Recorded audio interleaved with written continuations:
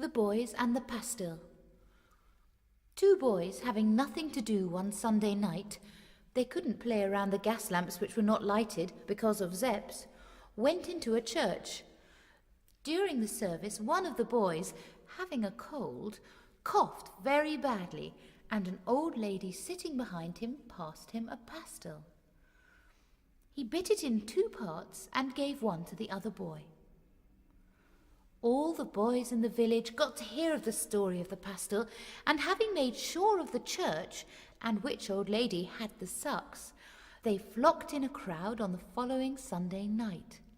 They crowded the seat before the old lady, and soon after arriving all commenced to cough, but the old lady on this occasion had forgotten her pastilles. Our story begins on the 2nd Sunday night.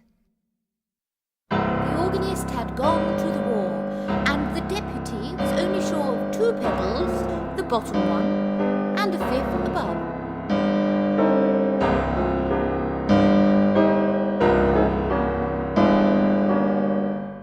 The preacher enters.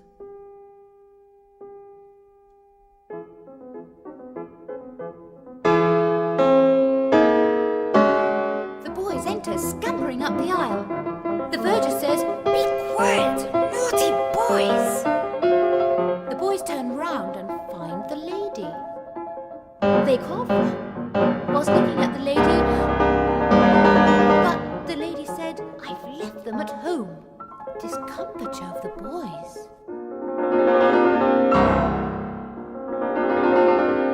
The verger loses his breath. The verger recovers it.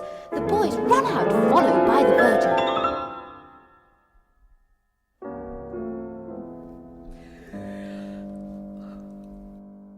Organist sleeps.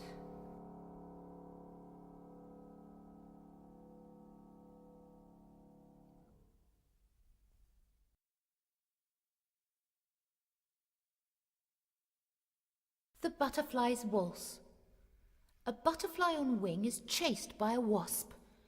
The butterfly flitters round a rose garden, always followed by the wasp. The butterfly discovers 2 lovers hidden behind a rose tree in an arbour. She is about to scream to them like a parrot, "I'll tell your mother," when the wasp comes and drives her away. So she doesn't scream, but passes disgusted into a vegetable garden and perches upon a nice fat broccoli. Thinks she, "Here I will lay my eggs." Just as she is about to put the thought into execution, a naughty boy passes and knocks her off with his cap. The butterfly flutters. She moves. But here's a wasp. She moves again. But wasp! Still, she becomes more daring and... wasp!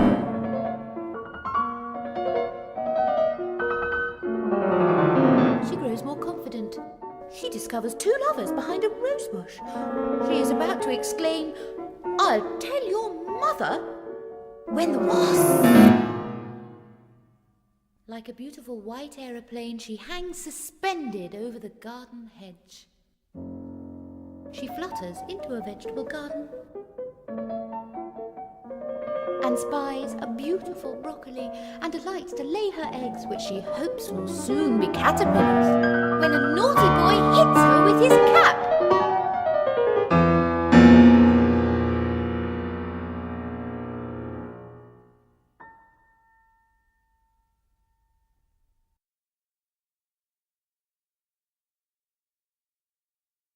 Venus and a Bobby. In the black darkness of the city's suburban streets, there gleams a mysterious red light. It is not still, but moves. As we approach the light, we find underneath it the face of the representative and embodiment of the ponderous British law. It is a Bobby.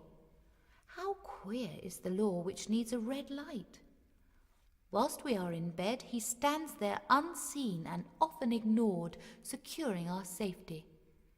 As the light leans at an angle, we may imagine that he is soliloquizing upon his shoelaces or his socks. On this night so full of terrors, he has been warned that a Zepp is somewhere. He looks above him occasionally, as though looking for a moth. Suddenly a light flashes from a bedroom window opposite. Thinks he, "Bedad, a German spy," says he, "but it cannot be in the presence of the law." He gazes at the light, or where it comes from, and begins to lick his lips. For instead of a spy, he sees in the lighted room the beautiful figure of a lady placing her hat upon her head. He recognizes her as the Venus he had seen at the opera. His truncheon falls to the ground. He is entranced. Like Tannhäuser, he loses himself. In a fit of enraged passion, he exclaims, "How I would woo thee!" and lies back, propped up by the gas lamp.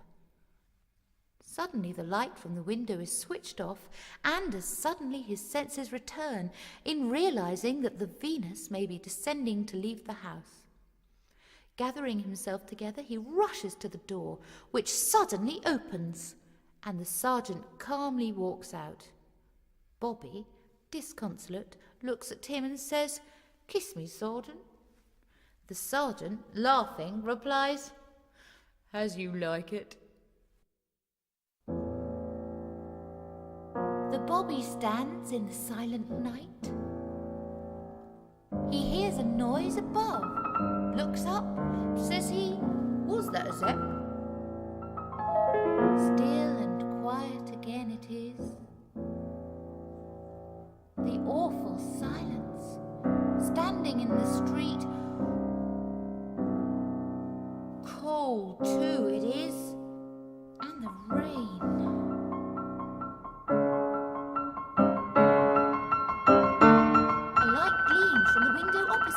"It must be a German spy," says he.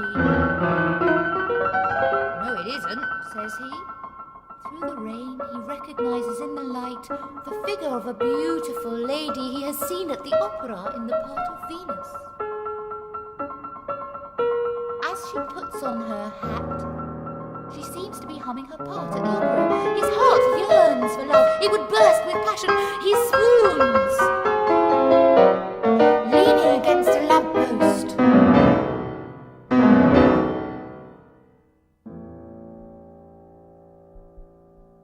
Poor Bobby, alone in the black darkness, with the lady shining above him.